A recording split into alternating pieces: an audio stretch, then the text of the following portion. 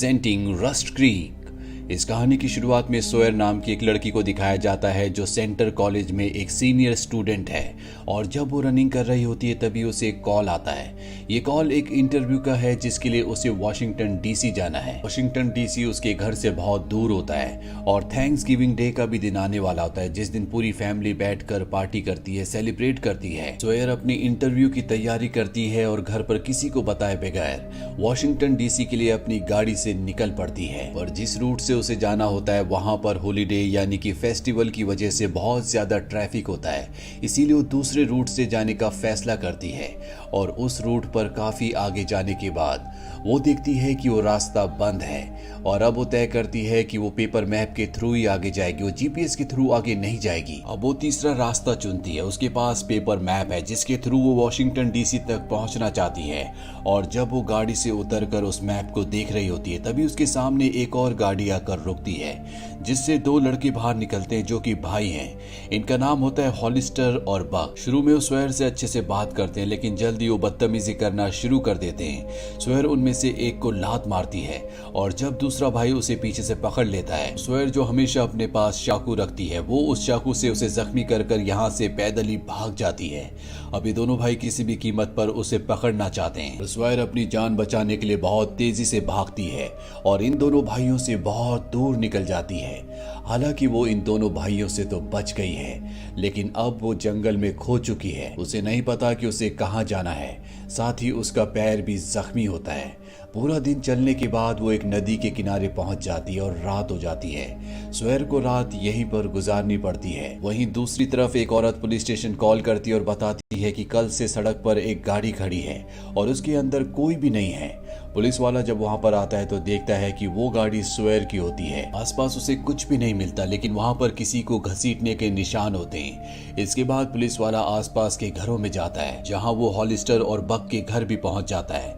उस वक्त हॉलिस्टर अपने घर पर होता है। वो हॉलिस्टर से पूछता है तुम्हें पता है कि गाड़ी किसकी है, पर हॉलिस्टर साफ साफ मना कर देता है।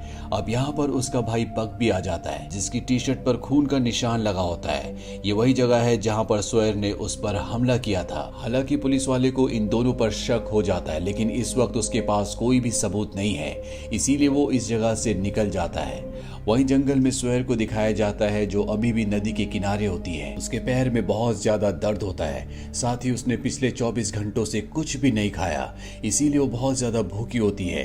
खून बहने से उसके शरीर में कमजोरी भी बहुत ज्यादा आ गई होती है। वो बड़ी मुश्किल से यहाँ से धीरे धीरे आगे बढ़ना शुरू करती है। तभी उसे ऊपर कुछ आवाज आती है और जब वो ऊपर देखती है तो वहां पर एक कार होती है जो नीचे की ओर गिर रही होती है और ये कार उसी की है जिसे वो दोनों भाई हॉलिस्टर और बक ऊपर से नीचे फेंक देते हैं। क्योंकि अगर वो गाड़ी उनके घर के आसपास रही तो पुलिस वाले वहां पर बार बार आएंगे और वो फंस सकते हैं, इसीलिए वो सोयर की गाड़ी को नीचे फेंक कर यहाँ से निकल जाते हैं। अब सोयर अपनी गाड़ी के पास आती है और गाड़ी के अंदर से अपना सेल फोन निकाल लेती है लेकिन उसका सेल फोन क्रैक हो गया होता है, साथ ही बैटरी भी खत्म होने वाली होती है। और यहाँ इस जंगल में किसी भी तरह का कोई भी कवरेज नहीं होता जिससे वो किसी को भी कॉल नहीं कर पाती। और जब उसकी आंखें खुलती है तो वो एक घर पर होती है। उसके सामने एक लड़का होता है जिसका नाम होता है लोवेल। लोवेल ने उसके पैर में पट्टी भी बांध दी होती है लेकिन उसे लगता है कि ये इंसान उसे नुकसान पहुंचा सकता है, इसीलिए चिल्लाना शुरू कर देती है। लोवेल उसे ऐसा करने से मना कर देता है पर सोयर वहां से उठकर जाने लगती है लेकिन एक बार फिर से कमजोरी की वजह से वो बेहोश हो जाती है। और जब उसे होश आता है तो लोवेल ने उसके हाथ पैर बांध दिए होते हैं। लोवेल उसे खाने के लिए ब्रेड देता है और उससे पूछता है कि तुम यहाँ पर क्या कर रही हो। वो उसे अपने बारे में सब कुछ सच सच बता देती है। वहीं जंगल में उन दोनों भाइयों को दिखाया जाता है जो अब भी सोयर को ढूंढ रहे हैं। उन्हें सोयर के कपड़े का एक टुकड़ा मिलता है जिससे उन्हें यकीन हो जाता है कि सोयर अब भी उनके आसपास ही है। वहीं सोयर और लोवेल को दिखाया जाता है जब वो बात कर रहे होते हैं तभी घर के बाहर गाड़ी की आवाज आती है। सोयर जोर जोर से मदद की आवाज लगाना शुरू कर देती है लेकिन लोवेल उसका मुंह बंद कर देता और कहता है कि मुझे बाहर जाकर देखने दो। और जब वो बाहर आता है तो वहां पर वही दो भाई होते हैं यानी कि हॉलिस्टर और बक। दरअसल लोवेल इनका कजन है। ये लोवेल से उस लड़की के बारे में यानी कि सोयर के बारे में पूछते हैं पर लोवेल इन्हें साफ साफ मना कर देता और कहता है कि मैं ऐसी किसी लड़की को नहीं जानता। पर इन दोनों भाइयों को उस पर शक हो जाता है और वो दोनों के दोनों घर के अंदर आ जाते हैं। अब तक सोयर घर से बाहर निकलकर पास ही में एक एक ट्रक खराब होता है उसके अंदर छुप चुकी होती है। और जब वो दोनों भाई चले जाते हैं तो लोयल उसके पास आता है और कहता है कि तुम्हें घर से बाहर नहीं निकलना चाहिए था, तुम घर के अंदर आओ। दरअसल लोयल सोयर को अपने कजन ब्रदर से बचाना चाहता है क्योंकि वो जानता है कि वो बहुत ही खतरनाक है। वहीं पुलिस स्टेशन में दिखाया जाता है जहां पर उस पुलिस ऑफिसर को जिसने हॉलिस्टर और बक के घर के बाहर सोयर की गाड़ी को देखा था, उसका सीनियर ऑफिसर कहता है कि उस केस का क्या हुआ, उस गाड़ी के बारे में आपको पता चला कि नहीं। उस गाड़ी में एक लड़की थी जो कई दिनों से लापता है, तुम्हें किसी भी कीमत पर इस केस को सॉल्व करना होगा। और अब वो पुलिस ऑफिसर एक बार फिर से हॉलिस्टर और बक के पास जाता है और उनसे कहता है कि तुमने उस लड़की को जंगल में भगाकर अच्छा नहीं किया, ये केस अब बहुत ऊपर तक जा चुका है। दरअसल ये पुलिस ऑफिसर भी इन दोनों भाइयों के साथ मिला हुआ होता है। वहीं लोवेल के घर पर सोयर लोवेल से कहती है कि मुझे यहाँ से जाने दो, मुझे वॉशिंगटन डीसी जाना है जो यहाँ से बहुत ज्यादा दूर नहीं है। पर लोवेल से कहता है कि मेरे पास कोई भी गाड़ी नहीं है, पर इस वीकेंड को हॉलिस्टर और बक बाहर जाने वाले हैं, उनकी गाड़ी मेरे पास होगी, तब मैं तुम्हें कहीं भी छोड़ सकता हूँ, बस तुम्हें 1-2 दिन का इंतजार करना होगा। अब ये दोनों के दोनों एक दूसरे के साथ फ्रेंडली हो जाते हैं। सोयर को भी विश्वास हो जाता है कि लोवेल उसे नुकसान नहीं पहुंचाना चाहता बल्कि वो उसकी मदद करना चाहता है। ये दोनों अब उस घर में अच्छे से रहना शुरू कर देते हैं। यहाँ पर लोवेल जो होता है वो एक केमिस्ट्री का स्टूडेंट है, इसीलिए वो केमिकल से कुछ बना रहा होता है जिसके बारे में वो सोयर को भी बताता है।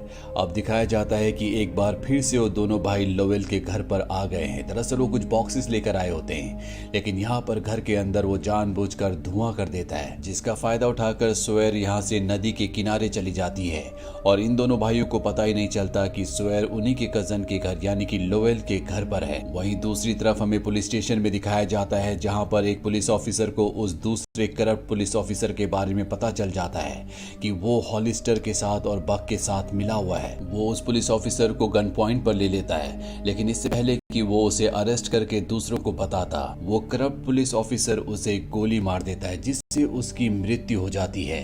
वो दोनों भाइयों की मदद से उसकी लाश को गायब कर देता है और अब इनका सीनियर पुलिस ऑफिसर यहाँ पर आता है जहाँ पर वो करप्ट पुलिस ऑफिसर सोयर के गायब होने का इल्जाम उस पुलिस ऑफिसर के ऊपर लगाना चाहता है जिसे उसने मार दिया, ताकि सबको ऐसा लगे कि सोयर को उसने अगवा कर लिया और खुद भी गायब हो गया।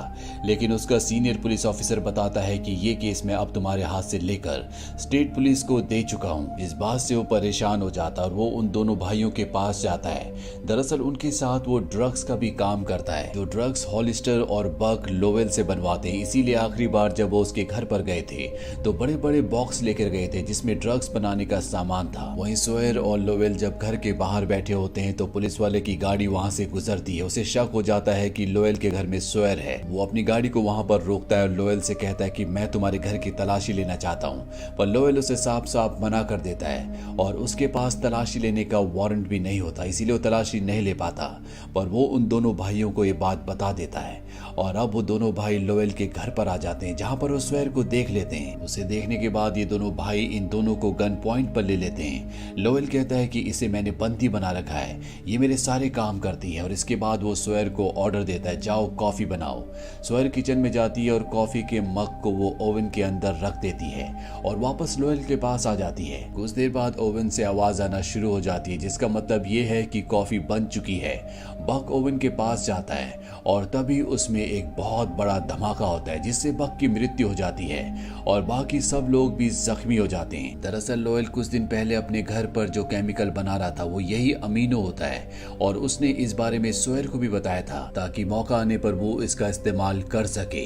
अब घर के अंदर बहुत बड़ा ब्लास्ट हो चुका है, लेकिन सोयर और लोवेल घर से बाहर आ जाते हैं। हालांकि लोवेल जख्मी हो जाता है लेकिन सोयर अब भी पूरी तरह से ठीक होती है और तभी वहां पर वो दूसरा भाई जिसका नाम हॉलिस्टर है, जो बुरी तरह से जल चुका है, वो भी बाहर आ जाता है। लोवेल सोयर को भागने के लिए कहता है। हॉलिस्टर उसे पीछे से गोली मारने वाला होता है कि लोवेल उसे पकड़ लेता है और उसकी गन छीनकर उसी पर तान देता है। पर इससे पहले कि वो उसे मारता, वहां पर वो करप्ट पुलिस ऑफिसर आ जाता है जो इन दोनों को मार देता है। वो हॉलिस्टर को इसलिए मारता है ताकि उसके खिलाफ कोई भी सबूत ना बचे।